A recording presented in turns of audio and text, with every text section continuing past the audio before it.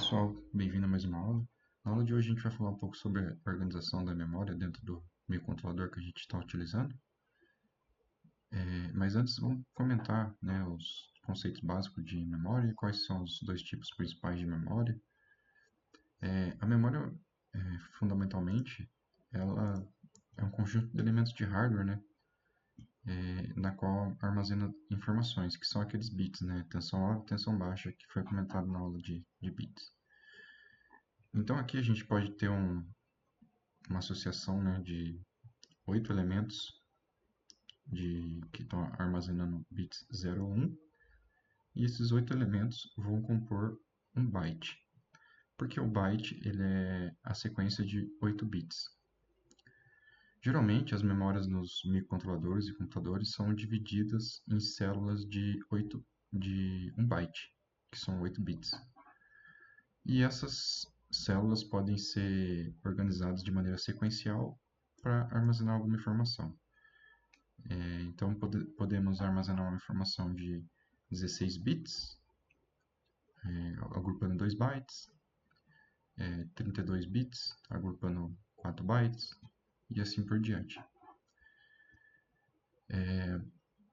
O endereço que está associado aqui na memória, né? Então, a memória tem um conteúdo, né? E também tem um endereço dela.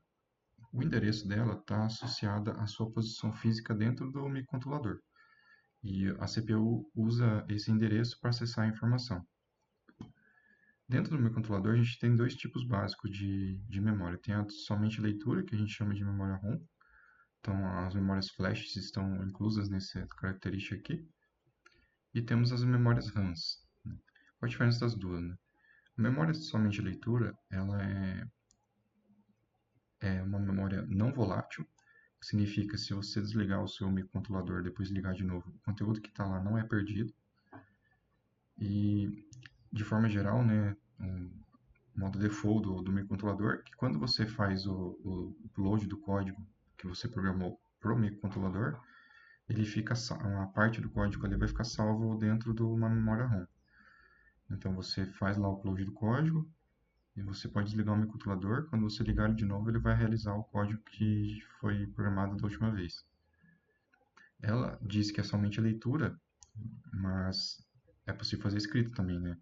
Porque se não fosse possível, não teria como fazer o upload do código nessa memória.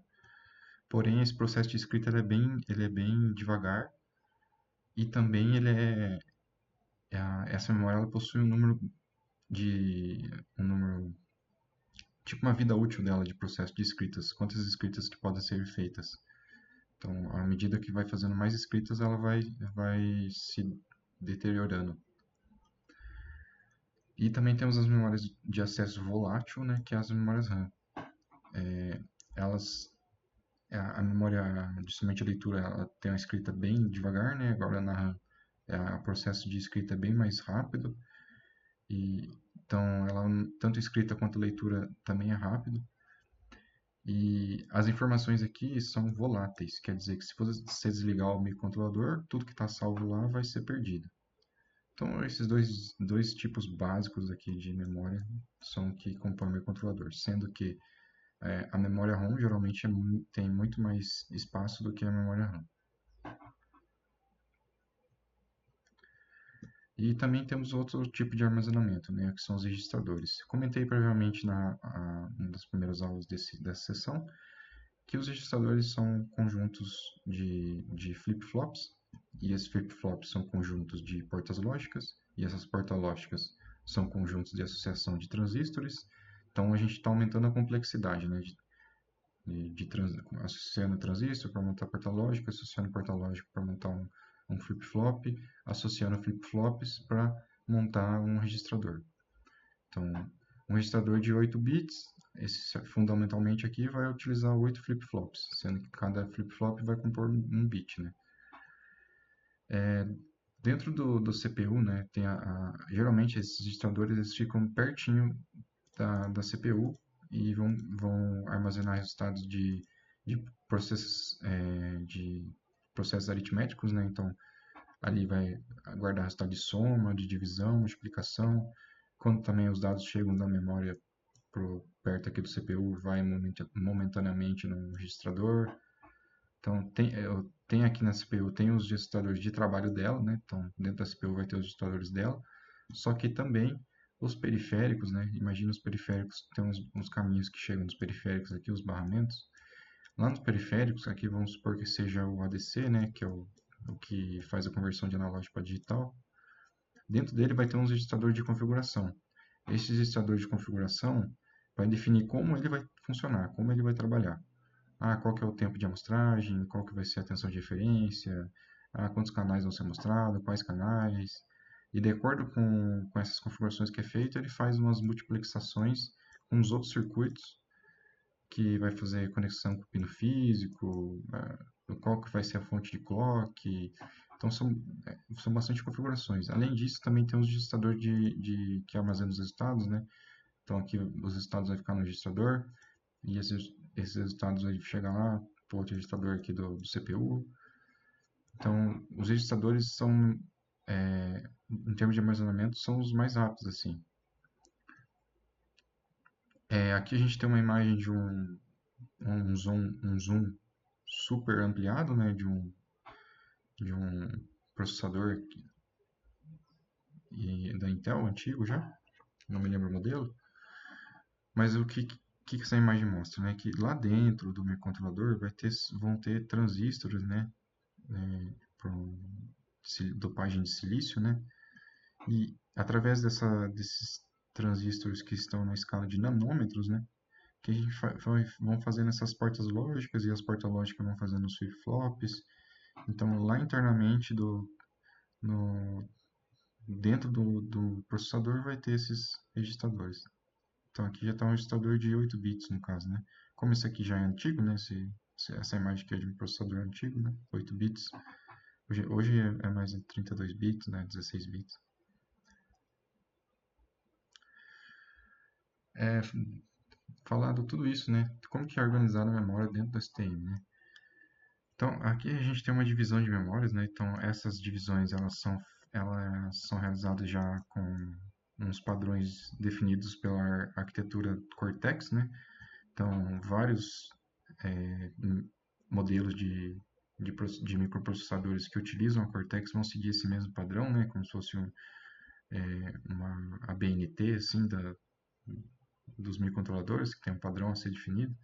Então, tudo que é relacionado a periférico vai ficar entre esse endereço aqui, por exemplo, entre 0x4000 até esse outro aqui.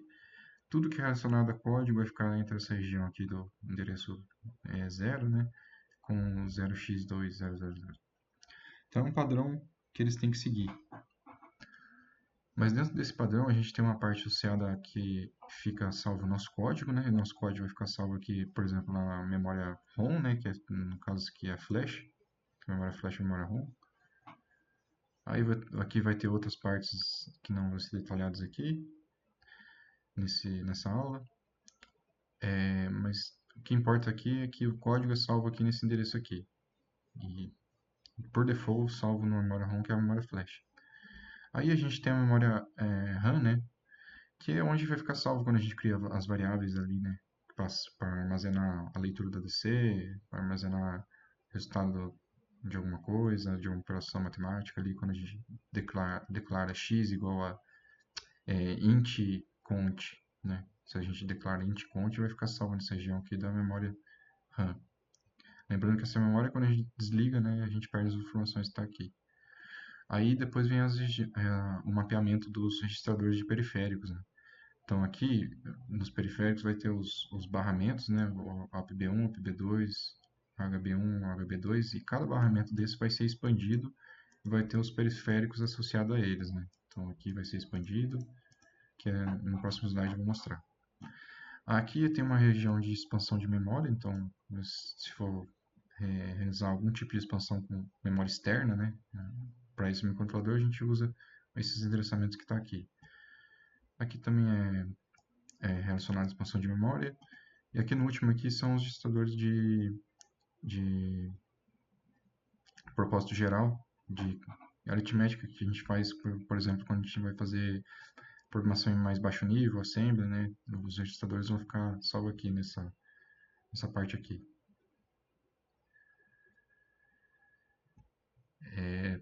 Então aqui a gente tem a gente pegar esse zoom que eu disse aqui, né? A gente vai, então tem um endereço aqui 048000 e vai até um outro endereço aqui.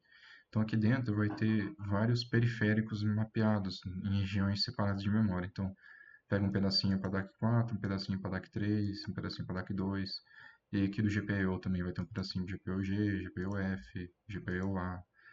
Então, esses endereços que está aqui são como o CPU consegue chegar lá fisicamente, né? Onde que está o GPU-A. Então, cada periférico vai ter um endereço associado a ele. E ainda dentro desse periférico, tá vendo que ele tem um espaço aqui, ó, 04800, 000, e vai até o 0x480003FF. Então, aqui dentro vai ter outras regiões, né? Então, esse endereço aqui é o que a gente chama de endereço base. A partir desse endereço base, a gente vai acessar os registradores de fato, que são, no caso do GPU, os registradores dele vai ser o GPU Modder, o Typer, o Speed, e tem alguns outros também. Mas é importante aqui saber o que são esse tal de offset que a gente vai ver no manual de referência, né? Esses offsets são o deslocamento a partir do endereço base, que é o 0x4800000. Então você desloca uma região em bytes, né? Então aqui vai deslocar na primeira posição, assim que chegou aqui, já vai ser o GPU A Modder. Aí se você deslocar 0x04, vai ser o registrador OTyper. Mas deslocar mais 0x04 vai ser o outro registrador. E assim vai. Então, ele tem... Esse aqui é o endereço base. Então, e a partir desse endereço base, ele consegue fazer uns deslocamentos ali internamente para acessar cada registrador. E lá no arquivo header, que a STM32G4 faz, né, para ter a abstração desses endereços, tem exatamente isso. Eles criam uma struct e cada posição aqui que eles associam com o nome Modder, ou Typer, ou Speed, eles vão colocando aqui o endereço do offset, né? E baseado nesse offset eles vão criando aqui vai subindo a abstração para a gente não ter que se preocupar com isso, né? Então quando lá no periférico a gente quer acessar, eu quero acessar o Modder do GPUA. Então lá você digita GPUA e esse tracinho maior aqui e acessar o Modder. Então, na verdade, você está acessando todo aquele caminho que foi feito aqui, né, desse registrador, de todos esses endereçamentos aqui para chegar aqui. E quando você coloca o mouse lá em cima, posiciona o mouse em cima desse GPUA lá durante a programação, você vai ver que vai ter uma descrição, né, qual que é o endereço que está indo aqui. Então, ele já faz isso. Ó. Se você não tivesse esse arquivo aqui, você teria que escrever tudo isso aqui manualmente. Mas como tem, né, a gente não tem que se preocupar com isso. Mas é importante saber de onde vem, né? Então, aqui vai ter esse GPU, a definição aqui da struct, né? Então, cada vez que a gente vai ao GPU lá, quero acessar o typer. Então, ele vai mudar esse offset que em vez de ser 0x0000, se você colocar o type, você vai ver que vai ser exatamente 0x04 que vai estar aqui. Na verdade, aqui, né? No modder, aqui. Aqui que vai estar esse valor 0x00, 0x04, 0x08. Aqui já está relacionado ao GPU-A, GPU-B. Se você colocar o GPU-B aqui, vai ser outro daí, né? Vai ser o 0x400. Então, esse campo que está aqui vai ser definido se é GPU-A, GPU-B, GPU-C, GPU-D. Aí, no próximo, se você coloca o mouse aqui em cima, vai aparecer o offset, né? Se vai ser o Modder, o Typer, Speed, por aí vai. Então, esse arquivo que faz toda a abstração desse endereçamento. Então, sem esse arquivo aqui, não funcionaria esse processo de a gente fazer o GPU tracinho maior para acessar o endereço do GPU modem.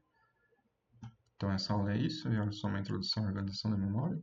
e também explicar de onde vem, né, o que que faz e quando a gente usa esse comando lá no programação. E é isso.